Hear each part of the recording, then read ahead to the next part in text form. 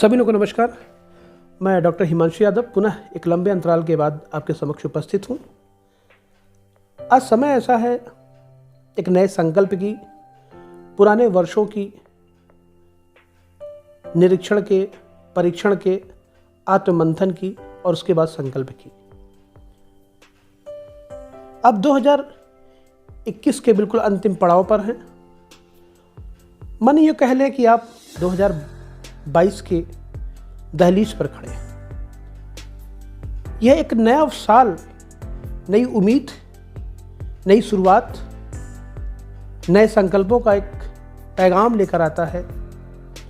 जो बीते सालों में जो अधूरे आपके संकल्प थे, उन संकल्पों को पूरा करने के लिए एक नई ऊर्जा, नई क्षमता, नया साहस, नया दम्भ भरने के लिए एक नया स्वरूप बनकर आपके समक्ष आता है। एक्चुअली मेरा जो विषय होगा वह विषय यह कि नया क्या है, किस नए की आप बात कर रहे हैं। भारत युवाओं का देश है, इसलिए मैं युवा की बात करूंगा और युवाओं के लिए नया क्या होगा उस विषय पे बात करूंगा। आपने गौर किया होगा, हर साल आप 31 दिसंबर को एक जश्न का माहौल होता है और नया वर्ष जैसे आपका 1 जनवरी आता है तो आप उन तमाम सारी चीज़ों को एक संकल्प लेते हैं। इस नए वर्ष में मैं यह करूँगा, मेरा यह करने का तरीका होगा, मुझे यह प्राप्त करना है। एक उद्देश्य का पैमाना आप तय करते हैं और 31 दिसंबर की जो रात होती है उसे न्यू ईयर को सेलिब्रेट करने के लिए आप बैठकर एक प्लान करते हैं हमें कैसे से मनाया जाना है, क्या खाना है हमें, कहाँ पार्टी करनी है हमें, किस यात्रा पे हमें जाना है। और तब ज़्यादा महत्वपूर्ण हो जाता है कि घर पे मनाना है या बाहर मनाना है, दोस्तों के साथ मनाना है, किस तरीके से मनाना है। इंपॉर्टेंट इसलिए हो जाता है कि यह जो जिसमें नए की बात कर रहा था कि नया क्या आपके जीवन में है, ये पिछले 10 सालों की अगर आप चर्चा करेंगे, ये पिछले 10 सालों में ऐसा ही होता चला आ रहा है। हर साल 31 दिसंबर को हम संकल्प लेते हैं इस वर्ष कुछ नया में हम करेंगे। 31 दिसंबर को बहुत सारे लोग कहते हैं कि हम मद्यपान निषेध को हम अपने अंदर आत्मसात करेंगे और इसे हम छोड़ देंगे, लेकिन आज आखिरी बार पी लेते हैं। क्या वो एक्चुअली आखिरी होता है? मेरे ख्याल से नहीं होता। पर 365 दिन अगले साल फिर हम उसे छोड़ने का संकल्प लेते हैं और फिर हम छोड़ नहीं पाते हैं। मैं विद्यार्थी जीवन की बात करूं, युवाओं की बात करूं, युवा का अगर आप उल्टा करेंगे तो वायु होती है। वायु में वो ताकत होती है, हर चीज को बदल सकती है, वो दिशा को परिवर्तित कर सकती है। लेकिन क्या युवाओं में वो परिवर्तनशीलता दिखाई पड़ रही है? हम 21वीं सदी में आ गए, 21वीं सदी में हम जी रहे हैं। क्या प्राचीन काल में जो हमारे पास संस्कार थे, उन संस्कारों को हम जिंदा रख पाए हैं या उन संस्कारों को हम भूलते जा रहे हैं? अगर उन संस्कारों को हम भूलते जा रहे हैं तो इस नए वर्ष का कोई महत्वपूर्ण स्थान नहीं है। हम कोविड वैश्विक महामारी के दौर की बात करते हैं। पिछले 3 साल आपके जो गुजरे हैं वो मुझे लगता है कि हमारे मानवता का, हमारी आत्मीयता का सबसे अच्छे परिचायक के रूप में बनकर उभरे थे। हम करप्शन की बात करते हैं। क्या करप्शन इस कोविड-19 वैश्विक महामारी के दौर में नहीं हुआ? लेकिन लगभग हम आम जनता की अगर बात करें तो उसकी मानवता, यह भारत एक ऐसा देश था, बेघर लोगों को भी उन्होंने भोजन कराया, जिनके पास रहने के लिए नहीं था उनको रहने के लिए आवास दिए। सारी अर्थव्यवस्था ठप हो चुकी थी, लेकिन उसके बाद भी आपने देखा लोग कोविड की वजह से मरे होंगे, लेकिन भूख में शायद ही कुछ लोग मरे हों। आंकड़े हैं बहुत सारे सरकार के पास, पैदल चलते थे लोगों ने दम तोड़ दिया। लेकिन अगर आप शहरों से गुजरे थे तो आपको पानी और कुछ ना कुछ खाना आपको जरूर तमाम सारी संस्थाओं ने, सरकार ने और आपने खुद अपने घरों से बना के दिया था। ये जो हमारी मानवता थी, वास्तविक रूप में देखा जाए तो ये हमारा एक नया साल था। नया साल कैसे आएगा, किस तरह का परिवर्तन चाहते हैं आप? परिवर्तन नया साल मेरे हिसाब से अगर देखा जाए तो तो सामाजिक, आर्थिक, राजनीतिक और धार्मिक, इन चारों अगर परिप्रेक्ष्य में अगर आप देखेंगे, अपने जीवन में अगर आत्मसात करेंगे, तो आप एक नए साल को नए संकल्पों के साथ, नए जश्न के साथ आप मना पाएंगे। अन्यथा वही पुराने 10 साल जैसे आपके गुजरते रहे, उन 10 सालों को आप लेके बार बार आप प्लान को करते रहेंगे और भूलते रहेंगे। हम अगर आर्थिक की बात करें, अर्थव्यवस्था की अगर आप बात करें, अर्थव्यवस्था की बात अगर आप करते हैं, तो आपको ध्यान होना चाहिए, क्योंकि आपके पास धन संचय इतना आप केवल करें कि जिससे बाकी लोगों को आप दे सके। गांधी का ट्रस्टीशिप सिद्धांत आपको पता होगा। कबीर के तमाम सारे दोहे दिए गए, साईं मुझ में इतना दीजिए जिसमें कुटुंब समाए, मेरा भी पेट भरता रहे और साधु का भी पेट भरता रहे। लेकिन आज क्या है, आज केवल आप अपने ही पेट पर भरे, अपने ही पेट की हम चर्चा कर रहे हैं। तो क्या ये एक नया परिवर्तन है? मेरे ख्याल से नया परिवर्तन नहीं है।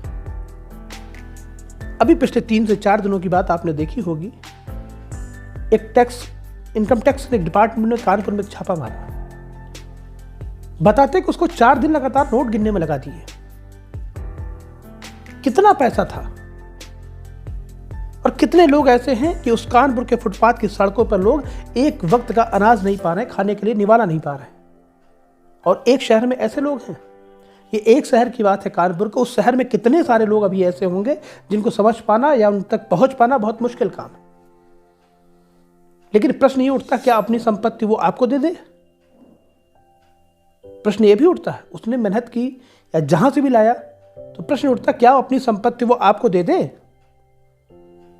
लेकिन नहीं, संपत्ति हमें तो ना दे दे, लेकिन क्या इतनी संपत्ति ईमानदारी के साथ कमा पाना संभव है?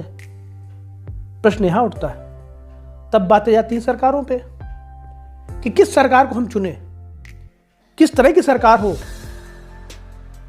तो मित्रों, मेरा कहना केवल सिर्फ यह है कि 2022 जो आपके सामने आ रहा है, इस 2022 में आप अपने पहले इस न्यू ईयर को प्लान करने के लिए मुझे कहाँ मनाना है, कैसे मनाना है, किस प्रकार मनाना है, कहाँ पार्टी करना है, इससे पहले आवश्यकता है कि 2021 का जो बीतता हुआ क्षण है, जो 364 दिन आपके गुजर चुके हैं, इन गुजरे हुए दिनों को पहले आप परीक्षण करें, आत्मचिंतन करें, उनका निरीक्षण करें। उसके बाद किसी डिसीजन पे, किसी संकल्प को लेने के लिए आप तत्पर हो।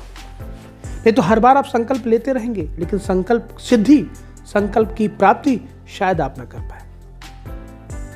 छात्र जीवन का क्या मतलब है? छात्र जीवन के लिए क्या होगा? छात्र जीवन के लिए जब परीक्षा का दौर आता है, तो हम आपके दिमाग में यही रहता है, शायद पेपर इस बार 2 दिन का समय और मिल जाता तो हम बेहतर कर पाते। और आपको 2 दिन का समय इत्तेफाकन आपको मिल भी जाता है, लेकिन क्या आप बेहतर कर पाते हैं? मुझे नहीं लगता कि 90% लोग उसे बेहतर कर पाते होंगे। तो वो कैसा हम संकल्प ले रहे हैं, इस संकल्प से हमें फायदा क्या मिलेगा? लेकिन अगर उससे हम सीख पाते, इस 2 वर्षों में आपने देखा होगा ऑनलाइन ही सब कुछ चला, इसमें विद्यालय ने आपको नहीं देखा। ऑनलाइन टीचिंग आप कर रहे हैं, ऑनलाइन टीचिंग के दौरान आप तमाम सारे आपके पास ऑप्शंस हैं, आप किसी को भी चूज कर सकते थे, आपने किया भी। लेकिन वास्तव में कभी आपने एहसास किया कि क्लासरूम में बैठकर टीचर के सामने पढ़ना, क्या वो बेहतर था या ऑनलाइन आपके लिए बेहतर थी? तो शायद मेरे ख्याल से आप लोगों का जो जवाब होगा वो यही जवाब होगा कि जब हम छात्र जीवन में कक्षा में बैठकर उन बातों को जब हम इंटरेक्ट होते हैं तो ज़्यादा बेहतर कर पाते हैं।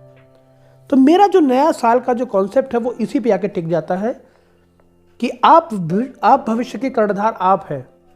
आपको देखना है कि जब आप 2023 के जब दहलीज पे आप खड़े होंगे, तो आप जब 2022 का परीक्षण कर रहे होंगे, तो आपके पास एक नई ऊर्जा होगी कि मैंने जो संकल्प 2021 के लास्ट में लिया था, 2022 की दहलीज की शुरुआत में लिया था, वो क्या मैं सफल हो पाया, नहीं हो पाया।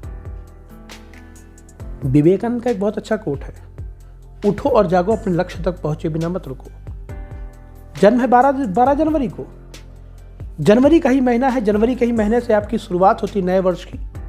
हिंदू मैथोलॉजी में, हिंदू कैलेंडर में अगर आप जाएंगे, चैत्र शुक्ल प्रतिपदा की आप बात करेंगे तो वहां से माना जाता है।